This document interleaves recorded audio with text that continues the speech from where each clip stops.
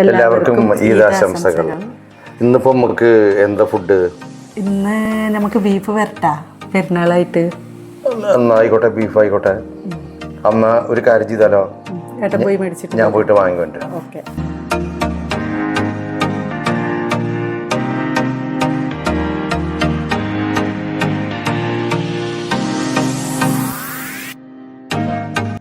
ഇത് നല്ല വെയിറ്റ് ഉണ്ടല്ലോ. ഇത് 1 കിലോ തന്നെ അല്ലേ ബീഫ്? അത് നോക്ക്, അരിഞ്ഞ് എന്തൊക്കെയാ ഉള്ളത് എന്ന് നോക്ക്. അതെ, നിന്നോട് പറയാത്ത പല സാധനം അതിൽ ഉണ്ടാവാൻ ചാൻസ് ഉണ്ട്. മട്ടനും മേടിച്ചാ? മട്ടൺ വാങ്ങി. പിന്നെയും പിന്നെയും ഓരോ പൊതികൾ വന്നുകൊണ്ടേയിരിക്കുന്നു. ലിവറും മേടിച്ചു. ഇതെന്താ ഇത്? ബീഫ് മാത്രമേ ഞാൻ പറഞ്ഞിട്ടുള്ളൂ, സാധനം വേറെ കിട്ടി. അല്ല, അവിടെ സാധനം എല്ലാം ഉണ്ട്. അപ്പൊ എല്ലാം മേടിച്ചു. നല്ല ബീഫാട്ടാ.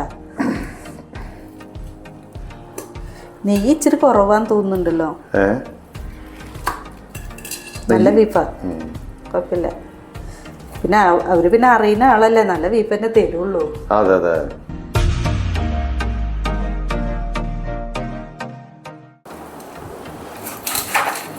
നല്ല ചെറുതാക്കണ്ടല്ലോ. ഒരു മീഡിയം മതി. കൂടുതൽ ചെറുതാക്കിയ പിന്നെ വേവ് ഒന്നുകൂടി ചുങ്ങൂലോ. ഒരു ഇത്ര ആക്കിട്ട് വെക്കാം അല്ലേ? ഇത്ര മതി അല്ലേ? ബീഫ് വരട്ടുമ്പോ നല്ല ചെറുതാവാനും പാടില്ല, കുറച്ച് വലുപ്പം വേണം. അതെ അതെ. അങ്ങനെ മാങ്ങാക്കാലായി എന്ന് പറയാം. ഇഷ്ടം പോലെ മാങ്ങ നമുക്ക് കഴിക്കാം. ഞാനിതാ ബീഫ് ചെറുതായിട്ട് കട്ട് ചെയ്ത് കഴുകി വൃത്തിയാക്കി ഇതാ കൊണ്ടുവന്ന് വെച്ചിട്ടുണ്ട്. ഇനിയിപ്പോൾ അതിലേക്കുള്ള സാധനങ്ങൾ ഇതാ എല്ലാം നന്നാക്കി ഇവിടെ എടുത്ത് വെച്ചു. ഇതാ പച്ചമുളക്, ഒരു കഷ്ണം ഇഞ്ചി, ഇത് ഒരു കുടം വെളുത്തുള്ളി കേട്ടാ നന്നാക്കി വെച്ച്, ചെറിയ ഉള്ളി. ഇനിയിപ്പോൾ ഇതൊന്ന് ചതച്ചിട്ട് വരട്ടെ. ചതച്ചിട്ട് നമുക്ക് അതിൽ ചേർക്കാനുള്ളത് ചേർക്കണം. നമുക്ക് ഇടിച്ചിട്ട് വരാട്ടാ. ഇടിച്ചിട്ട് വരാൻ ദൂരെ പുറത്തൊന്നും പോണ്ട, ഇവിടെ തന്നെയാണ്. കല്ല് അവിടെ വെച്ചിട്ട് ഇടിക്കാൻ പറ്റില്ല. അല്ല, അവിടെ ടൈൽസ് അങ്ങനെ പൊട്ടിയാലോ അല്ലേ? പ്രശ്നം. അത് കാരണം സ്മോൾ കിച്ചണിലാണ് ഇടിക്കുന്നത്.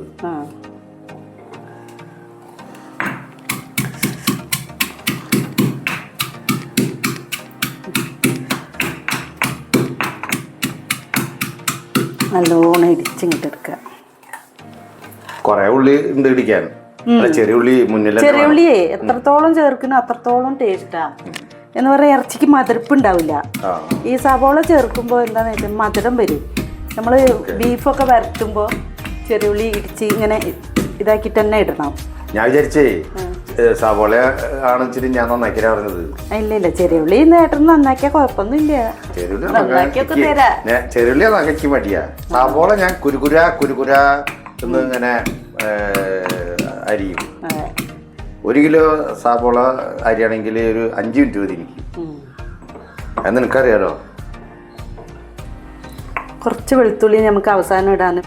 ഇതങ്ങനെ ഇടിച്ച് ഇതാ കൊണ്ടുവന്ന് ചെറിയ ഉള്ളി വെളുത്തുള്ളി എല്ലാം ഇടിച്ചിട്ടുണ്ട്. ഇനിയിപ്പോൾ ഇത് നമുക്ക് നേരെ ബീഫിലേക്ക് ചേർക്കാം.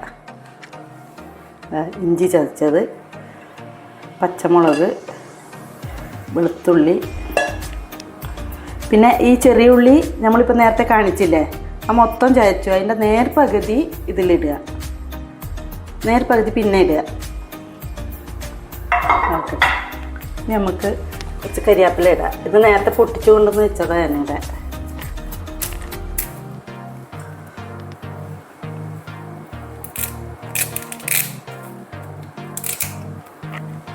നമുക്ക് മഞ്ഞൾപ്പൊടി ഇട്ട് കൊടുക്കാം.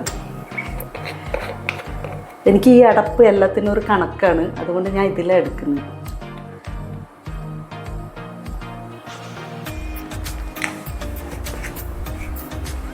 നമ്മുടെ യന്ത്രം കുഞ്ഞാൽ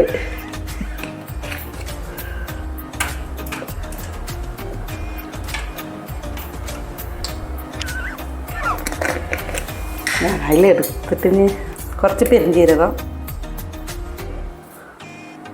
ഇത് നല്ല എരിവുള്ള മുളക് പൊടി ആയതുകൊണ്ട് ഞാൻ ഇതിലൊരു സ്പൂണേ ഇടുന്നുള്ളൂ കേട്ടോ.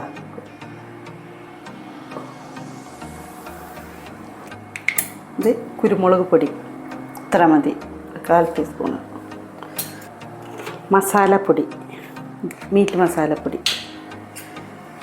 ഇത് ഞാൻ ഉണ്ടാക്കിയ മസാലയാണ്. ഞാൻ അടുത്ത വീഡിയോയിൽ ഇതിൻ്റെ റെസിപ്പി കാണിക്കാം കേട്ടോ. 1 സ്പൂൺ ഇട്ട്, 1 സ്പൂൺ ഉപ്പിട്ടു. കുറച്ച് വെളിച്ചെണ്ണ ഒഴിക്കുക. കുറച്ച് നേരം 1 സ്പൂണോളം മതി കേട്ടോ. എന്നിട്ട് ഇതിനെ ഒന്ന് കൈ കൊണ്ട് നല്ലോണം ഒന്ന് തിരുമ്പി മിക്സ് ചെയ്യുക. ഇത് തിരുമ്പി നല്ലോണം മിക്സ് ചെയ്തിട്ട്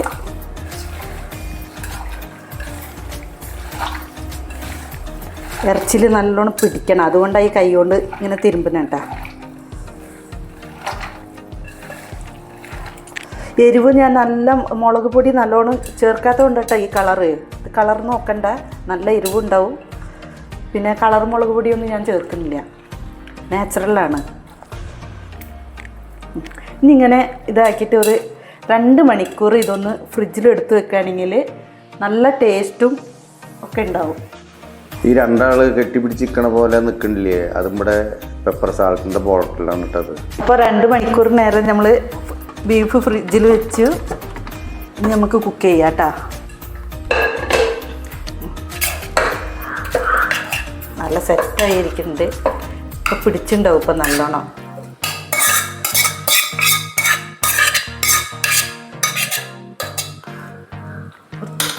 വെള്ളം വേണ്ട, കുറച്ച് ഈ മസാല ഒന്ന് ഇതാക്കിയിട്ട്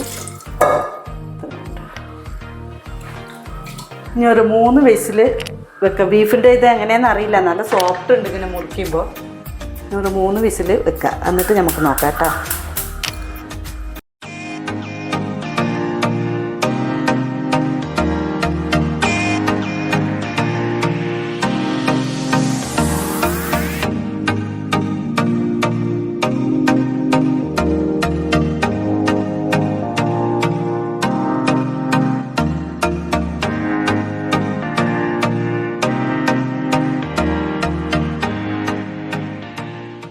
അങ്ങനെ 4 വിസിലടിച്ചു. 3 എന്ന് പറഞ്ഞിട്ട് 1 അധികം അടിച്ചു. എന്നിട്ടിപ്പോൾ വെന്തിനോ നോക്കട്ടെ. വിസിൽ പോയി.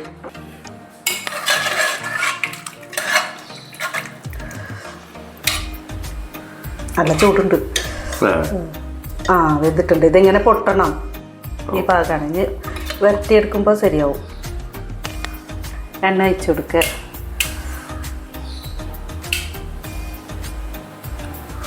മതി.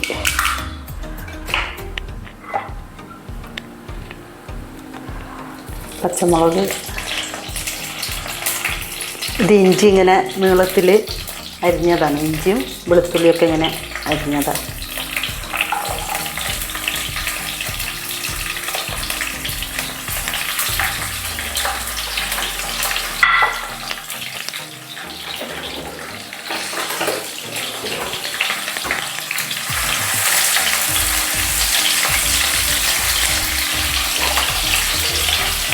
ഇത് നേരത്തെ ചതച്ചതിൻ്റെ ബാക്കിയുള്ളി കേട്ടോ, പകുതി അതിലിട്ടുണ്ട്.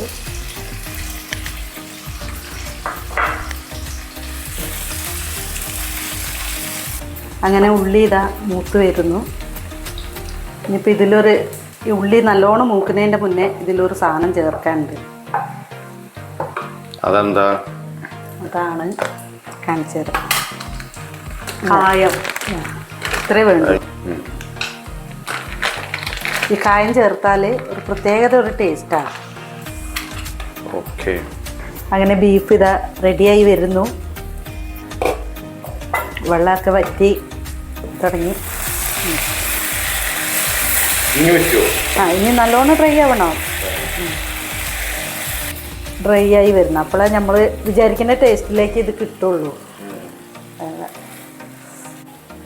അപ്പം ഇങ്ങനെ ഇത് പാകമായി തുടങ്ങി. അപ്പം നമ്മൾ അതിൽ കുറച്ച് ഉള്ളി ഒന്ന് ഇട്ട് കൊടുക്കാം. അപ്പം കടിക്കുമ്പോൾ നല്ല ടേസ്റ്റ് ആയിരിക്കും. ഇട്ടൊന്ന് ഇളക്കി പൊട്ടാൻ തുടങ്ങി.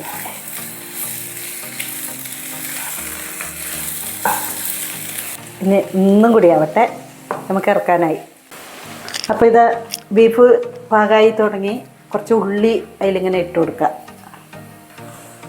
പച്ചയുള്ളി ഇടുമ്പോൾ ഒരു ടേസ്റ്റ് വേറെ. അങ്ങനെ നമ്മുടെ ബീഫ് ഫ്രൈ റെഡിയായി. ഇതാ നല്ല കിടകിടയെന്ന് പറഞ്ഞിട്ട് ഇതണ്ട നല്ല ഫ്രൈ ചെയ്താ. ഇനി ഇതിൻ്റെ ഒപ്പം പൊറോട്ടയോ ചപ്പാത്തിയോ എന്ത് വേണമെങ്കിലും കഴിക്കാം, പുട്ടും കഴിക്കാം, ഒരു ഇതുമില്ല. അടിപൊളിയാണ്. ഇത് ഈ പാത്രം ആയതുകൊണ്ട് നമുക്ക് ഇത് അടി പിടിക്കില്ല. ഉരുളിയാണെങ്കിൽ പകുതി മസാല അടിയിലേക്ക് പോകും. സ്പെഷ്യൽ ബീഫ് ഫ്രൈ കുറച്ച് കരിവേപ്പില ഇങ്ങനെ ഇട്ട് ഒന്ന് തന്നല്ലോ. എങ്ങനെയുണ്ട്? ആ ചേട്ടനൊന്ന് ബീഫ് ടേസ്റ്റ് നോക്കിയേ. അങ്ങനെ ഞാൻ ബീഫ് ടേസ്റ്റ് നോക്കാൻ പോവാണ്.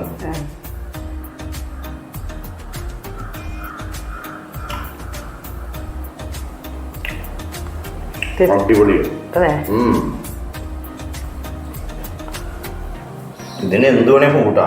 അതെ, പൊറോട്ടയോ പത്തിരിയോ പുട്ടോ എന്തോ ഒക്കെയാണ്.